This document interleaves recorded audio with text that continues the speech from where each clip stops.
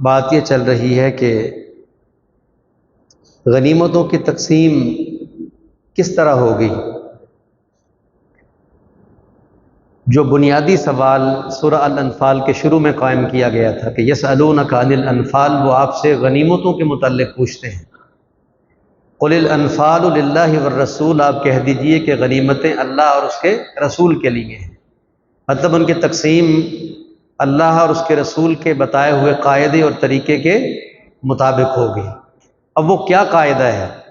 وہ یہاں 10ویں پارے کی پہلی آیت میں رب العزت نے بیان فرمایا، وَاعْلَمُوا أَنَّمَا غَنِمْتُم مِّن شَيْءٍ فَأَنَّ لِلَّهِ خُمُسَهُ وَلِلرَّسُولِ، اور تم جان لو کہ جو تم نے غنیمتیں حاصل کی یقیناً ان کا 5واں حصہ اللہ اور اس کے رسول کے لیے ہے۔ اب جو 4 حصے باقی ہیں غنیمت کے مال کے، وہ لڑاکا مجاہدین کے درمیان تقسیم ہوں گے۔ تو اس بنیادی سوال کا یہاں اللہ رب العزت نے جواب دے دیا کہ 5واں حصہ اللہ رسول کے لیے، یعنی فقراء کے لیے، مساکین کے لیے، قرابت داروں کے لیے اللہ کی راہ میں اس کو تقسیم کیا جائے گا، اور 4 حصے مجاہدین میں،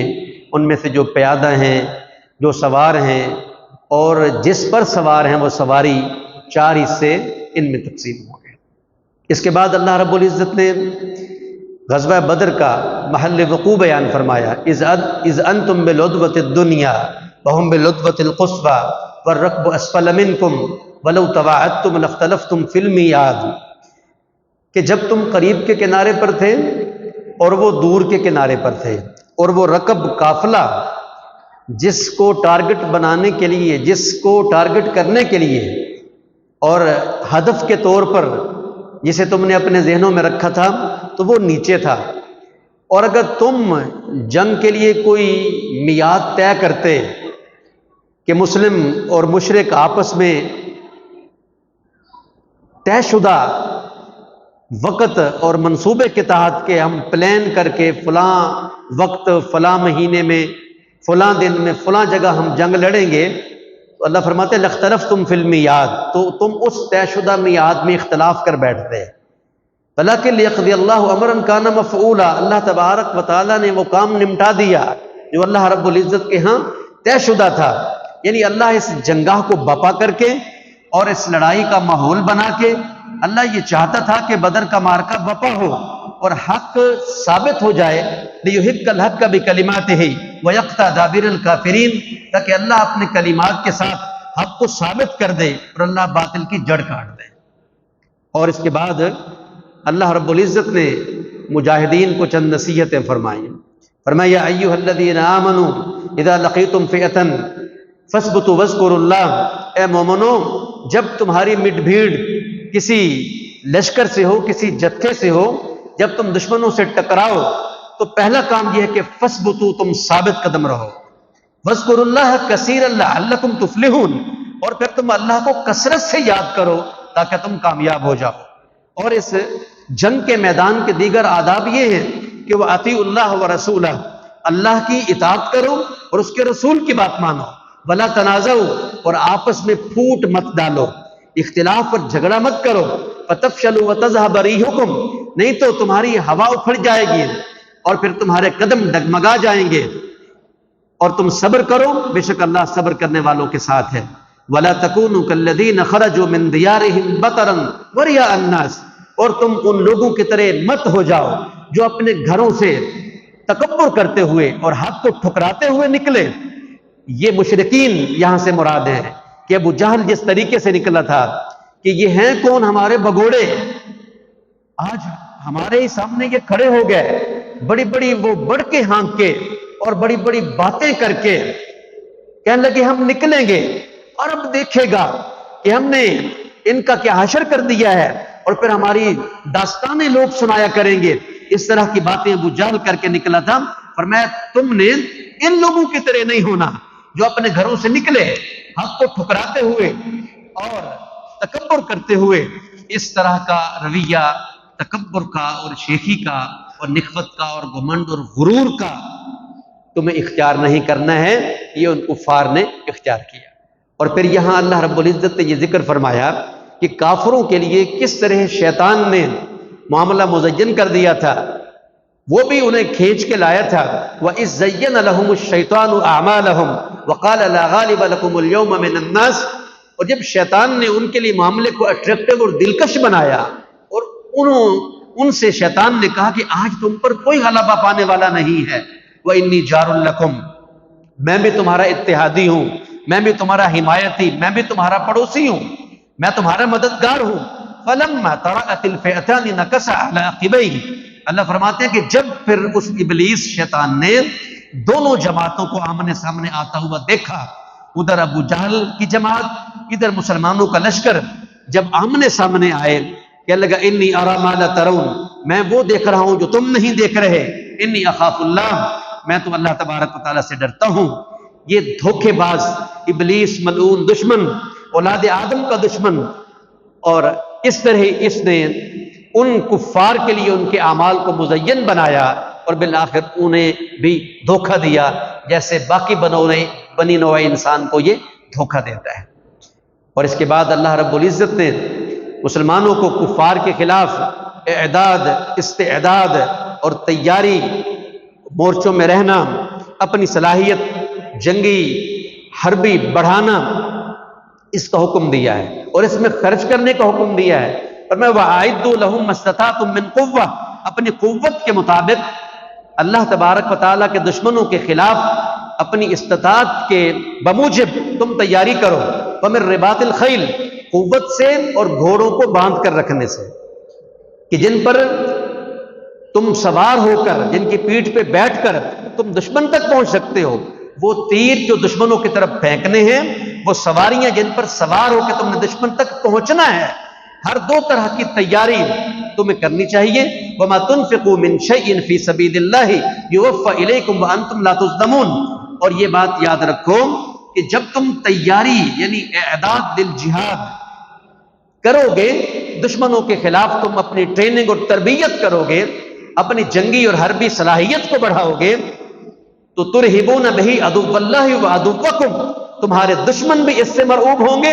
اور اللہ کے دشمن بھی اس سے مرعوب اور خوف زدہ ہوں گے۔ وآخرین من دونہم لا تعلمونہم اللہ یعلمہم، اور دیگر وہ دشمن بھی جو ان کے سوا ہیں، تم انہیں نہیں جانتے مگر اللہ انہیں جانتا ہے۔ تمہاری اس تیاری سے وہ بھی رعب میں آ جائیں گے اور تمہارا دبدبہ اور تمہارا تنتنا ان پر بھی قائم ہو جائے گا۔ اور یاد رکھو، اس جہاد کی تیاری کی راہ میں جو کچھ بھی تم خرچ کرو گے، وقت لگاؤ گے، پیسہ لگاؤ گے،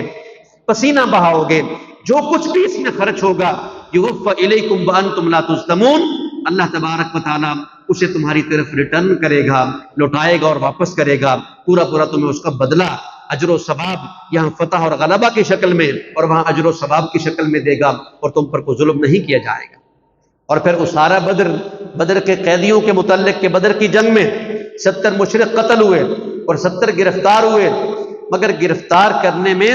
صحابہ کرام رضوان اللہ تعالی علیہم اجمعین نے قدر جلدی کی یا جلد بازی کا مظاہرہ کیا، تو اللہ رب العزت کا حکم اور جنگ کے آداب میں بتایا گیا ادب اور طریقہ یہ ہے کہ قیدی بنانے میں جلدی نہ کی جائے۔ ما كان لنبي ان يكون له اسرى حتى يسخن في الارض، نبی کے لیے یہ روا نہیں ہے کہ وہ قیدی بنائے یہاں تک کہ وہ زمین میں خوب خون ریزی کر لے، جب تک کفر کے سروں کی پکی ہوئی فصل کو کاٹ نہ لے، اور جب تک ان کی طغیانی اور ان کی تعدی اور ان کی تعلی اور ان کی سرکشی ختم نہ ہو جائے، جب وہ سب جو باقی بچے وہ یہ پکار اٹھے کہ جان کی امان چاہیے، گردنیں ہماری بچا دیجیے، آئندہ ہم اس طرح کی تعدی تعلی اور سرکشی نہیں کریں گے، جب تک کفر کا زور نہیں ٹوٹ جاتا تب تک ان کا خون بہایا جائے گا، اور جب نوبت یہ آ جائے گی کہ ان کی سرکشی ختم ہو گئی ہے تب باقی ماندہ کو قید کیا جائے گا۔ لیکن یہاں ذرا جلد بازی ہو گئی، اور پھر قیدیوں کے متعلق جو فیصلہ ہے، پیارے پیغمبر محمد کریم علیہ الصلوۃ والسلام نے مشورہ کیا، بعض صحابہ کرام نے جن میں سے عمر ابن خطاب رضی اللہ تعالیٰ نے، انہوں نے کہا جس کا جو رشتہ دار ہے اس کے سپرد کریں، اور وہ اسے قتل کرے اور شرک کا کام تمام ہو، تاہم صدیق اکبر رضی اللہ تعالی عنہ نے کہا جنہیں ہم نے قتل کرنا ہے یہ اپنا ہی خون ہے۔ اس طرح کے مشورے ذرا بڑھ گئے اور فدیہ لے کر ان قیدیوں کو چھوڑنے کا بالآخر فیصلہ ہوا۔ تو پیارے پیغمبر محمد الرسول اللہ صلی اللہ علیہ وآلہ وسلم اور ابوبکر صدیق رضی اللہ تعالیٰ عنہ کھڑے ہیں۔ عمر بن خطاب کہتے ہیں کہ میں دیکھ رہا ہوں کہ دونوں ہی پریشانی کی حالت میں ہیں، اور اللہ کے پیغمبر عمر سے کہتے ہیں کہ عمر اس درخت سے بھی زیادہ قریب میں نے اپنے چہرے کی طرف اللہ کا عذاب آتے ہوئے دیکھا ہے۔ اللہ رب العزت نے اس بات کو ناپسند فرمایا ہے، لہذا یہ معاملہ یعنی اسارہ بدر کا، بدر کے قیدیوں کے متعلق رائے کا ان امور اور ان معاملات میں سے ہے کہ حضرت عمر رضی اللہ تعالی عنہ کی رائے کے مطابق جن امور و معاملات میں اللہ کا فیصلہ آیا ہے انہیں موافقات عمر کہا جاتا ہے۔ وہ باتیں جن میں عمر بن خطاب رضی اللہ تعالیٰ عنہ کی رائے کے مطابق اللہ تبارک و تعالیٰ کا فیصلہ آیا ہے، وہ مقام ابراہیم ہے، وہ عورتوں کا پردہ ہے، اور وہ بدر کے قیدیوں کا یعنی گرفتاری کی بجائے ان کا قتل کیا جانا، ان کی یہ تجویز تھی۔ تو پھر یہ قیدیوں کا مسئلہ کہ قیدی بنانے کے اندر جلدی یا جلد بازی نہ کی جائے جب تک کہ کفر کی تعدی کو اور تعلی کو اور سرکشی کو انجام تلک نہ پہنچا دیا جائے۔ اس کے بعد اللہ رب العزت نے یہ ذکر فرمایا کہ حقیقی مومن مہاجر اور مجاہد ہیں، جو اللہ کی راہ میں ہجرتیں کرتے ہیں، اپنے گھر کو، اپنے در کو، اپنے خطے منطقے کو، گناہ اور سرزمین گناہ کو چھوڑ دیتے ہیں اور اللہ کی راہ میں جان اور مال کے ساتھ جہاد کرتے ہیں۔ اولئک هم المؤمنون حقا، یہ حقیقی مومن ہے۔ پھر سورہ التوبہ، جس کا ایک نام تو التوبہ ہے، دوسرا اس کا نام البراءہ ہے، تیسرا اس کا ایک نام مفسرین نے الفاظہا ذکر کیا ہے۔ التوبہ اس کو اس لیے کہتے ہیں کہ اس میں غزوہ تبوک سے پیچھے رہنے والے چند مخلص صحابہ کرام جن میں کعب بن مالک رضی اللہ تعالیٰ عنہ سر فہرست ہیں، ان کی توبہ کی قبولیت کا قصہ ہے۔ البراء اس کو اس لیے کہتے ہیں کہ اس کے آغاز میں مشرقین سے اعلان برات کا ذکر ہے، اور الفاظہا اس کو اس لیے کہتے ہیں کہ اس میں منافقین کی رسوائی کا بیان موجود ہے۔ اب یہاں تک اس کا آغاز ہے تو براءۃ من اللہ ورسولہ الی الذین عاہدتم من المشرکین، اللہ اور اس کے رسول کی طرف سے اعلان براءت ہے ان مشرکین کے نام جن سے تم نے معاہدات کر رکھے ہیں۔ فسیحوا فی الارض اربعۃ اشہر، 4 مہینے کی تمہیں مہلت دی جاتی ہے، زمین میں چل پھر لو۔ واعلموا انکم غیر معجز اللہ، اور اس بات کا یقین رکھو کہ تم اللہ کو ہرگز بے بس نہیں کر سکتے۔ وان اللہ مخزی الکافرین، اور اللہ تبارک و تعالی کافروں کو رسوا کر کے رہنے والا ہے۔ سن 8 ہجری میں مکہ فتح ہوا، اور آپ جانتے ہیں کہ مکہ جزیرۃ العرب کا مذہبی مرکز بھی تھا اور سیاسی مرکز بھی تھا۔ یہاں جس کی حکومت ہوتی تھی پورے عرب پر ہی اس کی حکومت ہوتی تھی۔ اب جب یہ مکہ فتح ہوا تو پیارے پیغمبر محمد الرسول اللہ صلی اللہ علیہ وسلم نے ملک عرب کی عام تسخیر کے بعد ملک عجم کی طرف آپ نے توجہ دی۔ آپ کو یہ معلوم پڑا کہ کیسر روم وہ اس ریاست مدینہ پر حملہ آور ہونے والا ہے، تو آپ نے فرمایا کہ ہم اس کو نہیں وقت دیں گے کہ یہاں آ کے یہ حملہ کرے۔ 30,000 کا لشکر تیار کیا پیارے پیغمبر محمد الرسول اللہ صلی اللہ علیہ وسلم نے، اور جا کر ملک عرب کے بارڈر پر اور روم کی سرحد پر 20 دن تک آپ نے پڑاؤ ڈالا۔ کیسر روم جو ہے وہ لڑائی اور جنگ کو نہ آیا، تو پھر آپ صلی اللہ علیہ وسلم اسلام کی دھاک بٹھا کر واپس پلٹ آئے۔ مگر جب مکہ فتح ہو گیا اور تبوک کا رومیوں کو ایک میسج دینے کے لیے آپ نے یہ سفر کیا، ادھر ابوبکر صدیق رضی اللہ تعالیٰ عنہ، علی ابن ابی طالب رضی اللہ تعالیٰ عنہ کو 9 ہجری میں امیر الحجاج بنا کے اللہ کے پیغمبر نے بھیجا کہ جا کر بیت اللہ میں یہ اعلان کر دو کہ آج کے بعد کوئی مشرک بیت اللہ میں داخل نہیں ہوگا، اس کا طواف نہیں کرے گا۔ 4 مہینے کی تو مدت دی جاتی ہے، سوچ لو، اپنا فیصلہ لو کہ اسلام میں آنا ہے یا تمہیں کفر پہ رہنا ہے، اور اگر تم شرک اور کفر پہ ہو تو پھر انما المشرکون نجس، مشرک پلید ہیں اس سرزمین حرم میں اور بیت اللہ میں ان کا داخلہ پھر ممنوع قرار پایا ہے۔ پھر ابوبکر صدیق رضی اللہ تعالیٰ عنہ امیر الحجاج بن کے آئے اور یہاں پھر یہ اعلان کر دیا گیا وَأَذَانٌ مِّنَ اللَّهِ وَرَسُولِهِ، اللہ اور اس کے رسول کی طرف سے یہ اعلان ہے، 4 مہینے کی تمہیں مدت دی جاتی ہے، اس اعلان کا ذکر ہے۔ اور جن کے ساتھ معاہدات تھے علل اعلان یہ واضح کیا گیا کہ ان معاہدات کی مدت کو پورا فَأَتِمُّوا إِلَيْهِمْ، ان کی طرف ان کی مدت کو، جو معاہدات تمہارے کسی قوم کے ساتھ ہیں ان معاہدات کی مدت کو تم پورا کرو گے، کسی بھی قوم کے ساتھ اگر کوئی معاہدہ ہے۔ اور اگر اس دوران کوئی مشرک آ کے پناہ لیتا ہے وَإِنْ أَحَدٌ مِّنَ الْمُشْرِكِينَ اسْتَجَارَكَ فَأَجِرْهُ حَتَّى يَسْمَعَ كَلَامَ اللَّهِ ثُمَّ أَبْلِغْهُ مَأْمَنَهُ، اگر کوئی مشرک آپ سے پناہ طلب کرے تو پھر مسلمانوں پر ان مشرکوں کو پناہ دینا لازم ہے تاکہ وہ اللہ کا کلام سن لیں، پھر وہ اپنا فیصلہ کریں آیا قبول کرنا اسلام کو کہ نہیں قبول کرنا، جو بھی ان کا فیصلہ ہو۔ ثم ابلغہ مأمنہ، پھر تم پر لازم ہے کہ ان کو ان کی جائے امن تک پہنچا کر آؤ۔ اس کے بعد اللہ تبارک و تعالیٰ نے جب یہ بات چیت ہو گئی، مشرکین سے اعلان برات ہو گیا، تو طرح طرح کی باتیں شروع ہو گئی، تجارت کی بات بھی، معیشت کی بات بھی۔ تو اللہ رب العزت نے فرمایا کہ تم میرے حکم کو مانو، اگر ان مشرکین کے ساتھ تمہاری تجارتی وابستگیاں ہیں تم قطع تعلقی کرو ان کے ساتھ، اللہ تبارک و تعالیٰ تمہیں اپنے فضل سے غنی کرے گا، تم نے ان سے دوستیاں اور ان سے تعلقات نہیں رکھنے ہیں۔ اور ان استحب الکفر علی الایمان، اگر تمہارے بیٹے اور تمہارے ماں باپ اسلام کو چھوڑ کر کفر کو ترجیح دیتے ہیں تو لا تتخذوہم اولیاء، تم نے انہیں اپنا دوست نہیں بنانا ہے۔ اور پھر اللہ رب العزت نے 8 رشتے گنوائے، جن میں سے 5 خون کے ہیں اور 3 مال کے ہیں۔ فرمایا اللہ نبی اور جہاد سے یہ رشتے تمہیں پیارے نہیں ہونے چاہیے۔ قل ان کان آباؤکم وابناؤکم واخوانکم وازواجکم وعشیرتکم واموال اقترفتموها وتجارت تخشون کسادها ومساکن ترضونها احب الیکم من اللہ ورسولہ وجہاد فی سبیلہ فتربصوا حتی یأتی اللہ بامرہ واللہ لا یہدی القوم الفاسقین۔ کہیے اگر تمہارے ماں باپ، تمہارے بیٹے، تمہارے بھائی، تمہاری بیویاں، تمہارے کنبے اور قبیلے، وہ مال جنہیں گن گن کے رکھتے ہو، کاروبار جس کے خسارے کا تمہیں فکر ہے، وہ گھر جو تمہیں بڑے پیارے ہیں، یہ 8 رشتے گنوائے۔ فرمایا احب الیکم من اللہ، اگر یہ تمہیں اللہ سے بڑھ کر پیارے ہیں، ورسولہ اور نبی سے بڑھ کے پیارے ہیں، وجہاد فی سبیلہ اللہ کی راہ میں جہاد سے بڑھ کے پیارے ہیں، فتربصوا پھر تم انتظار کرو حتی یأتی اللہ بامرہ، یہاں تک کہ اللہ اپنا امر یعنی امر عذاب لے آئے، واللہ لا یہدی القوم الفاسقین، اللہ تبارک و تعالیٰ فاسقوں کو، بھٹکے ہوئے اور گمراہوں کو راہ نہیں دکھایا کرتا ہے۔